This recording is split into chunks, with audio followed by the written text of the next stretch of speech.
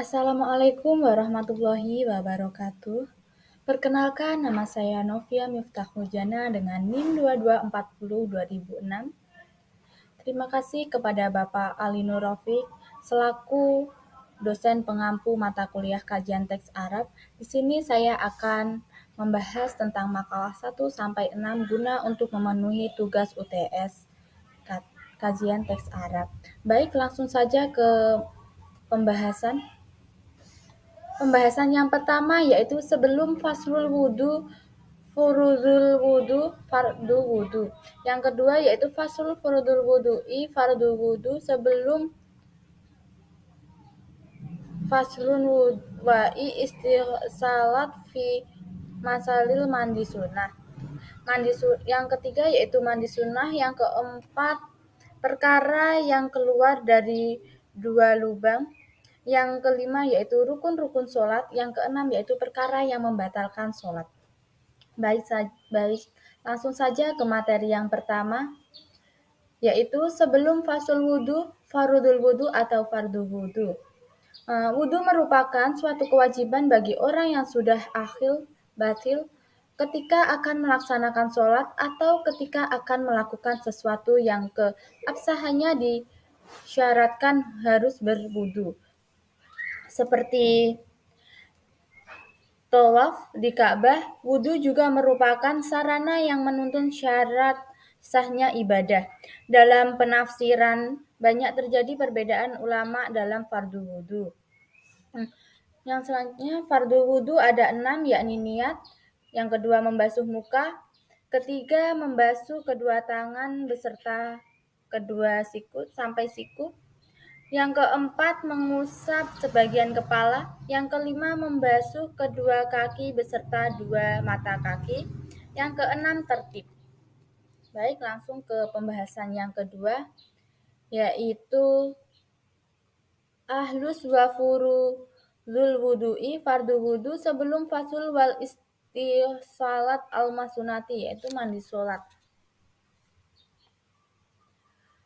Fardu wudu adalah tindakan yang diwajibkan dalam Islam sebelum melaksanakan sholat atau menyentuh Al-Quran. Sedangkan sunnah mandi adalah tindakan mandi yang dianjurkan dalam Islam untuk memberikan diri meskipun tidak diwajibkan. Bahwa fardu wudu dan mandi sunnah ialah dua tindakan yang berbeda dalam Islam. Dengan fardu wudu diwajibkan dalam situasi tertentu, sementara mandi sunnah adalah tindakan sunnah atau dianjurkan yang tidak diwajibkan. Landasan hukum fardu wudu sebelum mandi sunnah terdapat dalam firman Allah dalam surat Al-Maidah ayat 6 dan 6 hadis Nabi SAW dan ijma'. Macam-macam fardu wudu sebelum mandi sunnah. Di antaranya membasuh muka, membasuh kedua tangan sampai dengan siku, menyapu kepala baik seluruhnya atau sebagian daripadanya, dan membasuh kedua kaki sampai dengan kedua mata kaki. Adapun syarat wudu sebelum mandi sunnah terdapat syarat wajib dan syarat sah, di mana tata cara wudu yaitu niat, membasuh muka, membasuh kedua tangan sampai siku, menyapu sebagian kepala dan menertibkan rukun-rukun di atas. Adapun hikmah dari fardu wudu ini sebelum mandi sunnah ialah memperoleh pahala, mendapat kebersihan dan membawa kesegaran badan. Baik, yang selanjutnya mandi sunnah.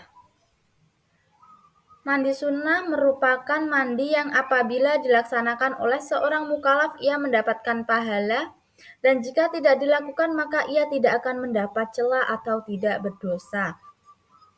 Mandi sunnah ini ada 7. Yang pertama yaitu mandi di hari Jumat. Yang kedua mandi 2 hari raya Idul Fitri dan Idul Adha.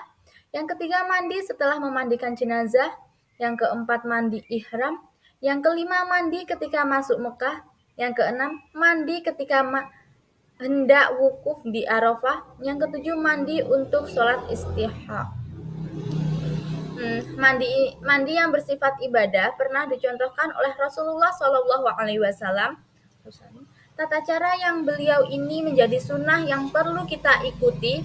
Hal ini dijelaskan dalam hadis Aisyah bahwa Rasulullah SAW apabila mandi janabat, beliau memulai dengan membasuh kedua tangan, lalu menuangkan air dengan tangan kanan ke tangan kiri, kemudian mencuci, kemudian setelah itu berwudu seperti wudu untuk sholat, lalu membasuh pangkal rambutnya dengan memasukkan jari-jarinya. Kemudian beliau menciduk dengan kedua tangan dan dibasuhkan ke kepala. Sebanyak juga cidukan, 3 cidukan, kemudian mengguyur seluruh tubuh. Materi yang selanjutnya ialah fasul kulu ma'in khoroja min sabilaini najisun. Perkara yang keluar dari dua lubang adalah najis sebelum kitabus sholat, yaitu kitab bab sholat. Najis berarti sesuatu yang dapat mengotori atau menjijikkan. Sedangkan menurut istilah syara, najis adalah sesuatu yang kotor dan dapat mendatangi keabsahan sholat selama tidak ada sesuatu yang meringankan atau sesuatu yang menjijikkan atau benda yang kotor yang wajib dibersihkan oleh setiap muslim. Cara mencuci najis ini ialah dengan membasuh dengan air sampai hilang ketiga sifatnya. Najis hukmiyah ialah najis yang kita yakini adanya menurut hukum, tetapi tidak tampak ketiga sifatnya, seperti kencing yang sudah lama kering sehingga sifatnya hilang.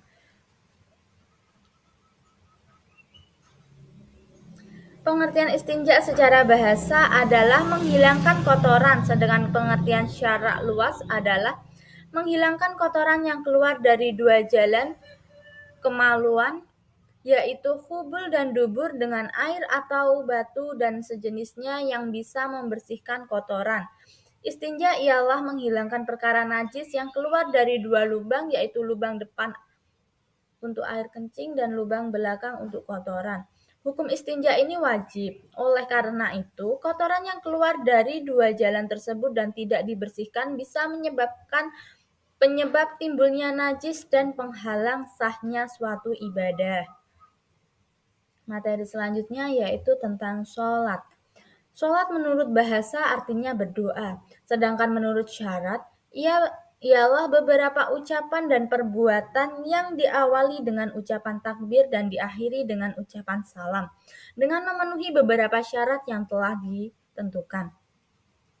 Sholat dibagi menjadi dua, yaitu yang pertama sholat fardu merupakan sholat yang harus atau wajib dikerjakan pada awal waktu atau tepat waktu dimulainya sholat, di mana keharusan mengerjakan terluas hingga sampai pada bulus sisa waktu yang masih ada atau cukup untuk menjalankan sholat. Kedua, sholat sunnah adalah perbuatan yang apabila dilakukan mendapat pahala dan jika meninggalkan tidak mendapat siksa atau dosa. Menghadap kiblat merupakan salah satu syarat yang menentukan sah tidaknya sholat.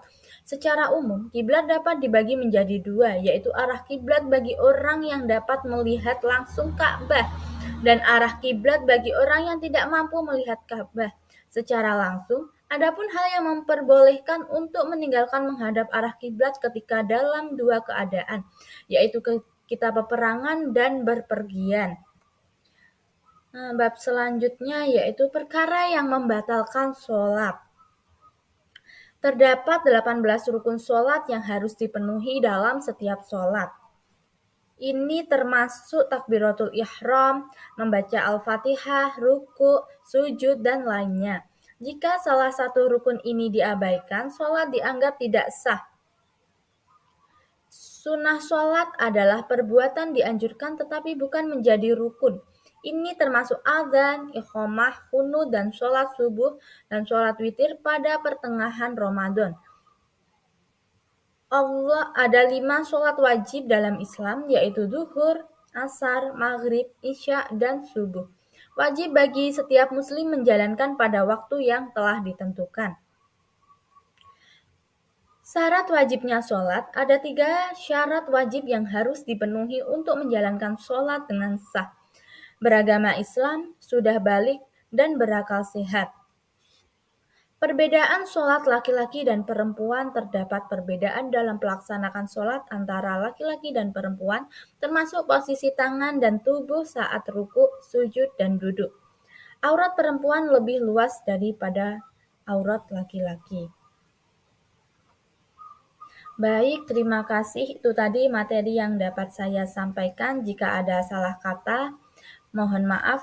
Sekian, terima kasih. Wassalamualaikum warahmatullahi wabarakatuh.